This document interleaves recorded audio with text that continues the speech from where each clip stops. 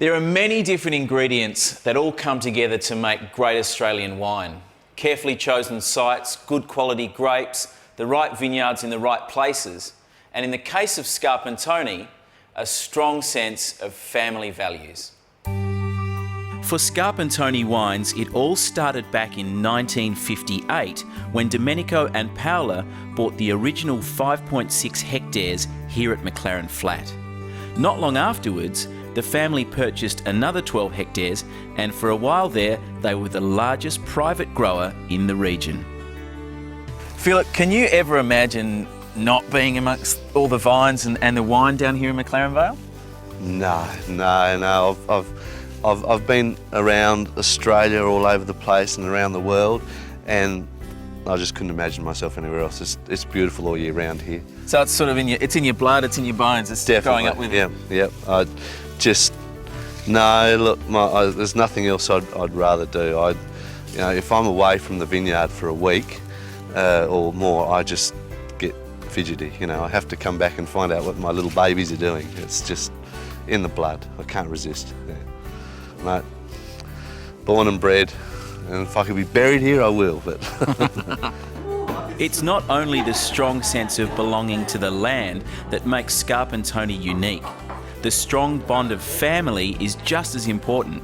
Their mother Paola still cooks lunch daily for everyone, and this family tradition has been going on for decades.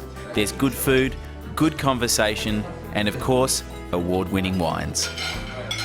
Well, I understand when you guys planted the Brothers Cabernet block that you nicknamed it the Jimmy block, and that was with the hope that one day you might win the Jimmy Watson Trophy. That's right. Back in those days, Cabernet was the happening thing, and there wasn't a lot in this region.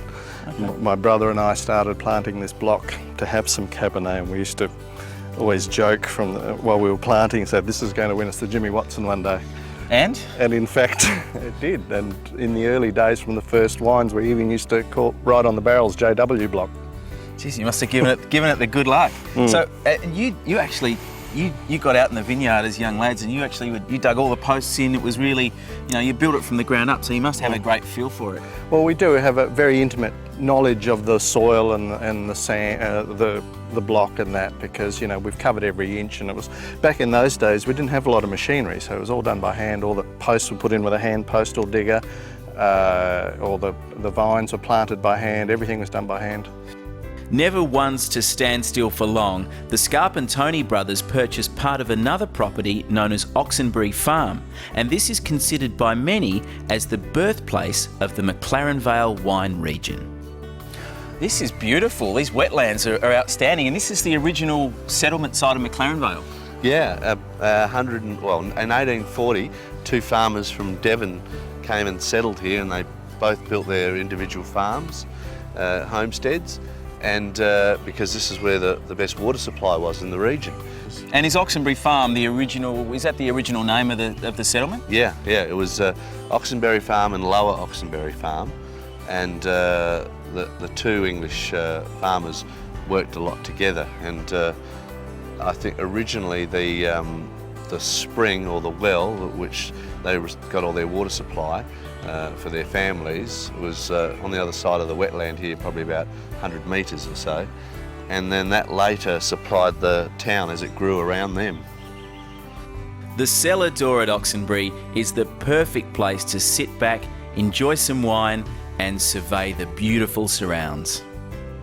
And from the wine point of view, how does the Oxenbury Farm collection fit in with the Scarpantoni stuff? well, they're quite different in style. Scarpantoni is more an expression of our vineyards and our family winemaking. Oxenbury is more an expression of McLaren Vale. Like, it's historical styles of wine, what is great from this region. It's just an expression of the region.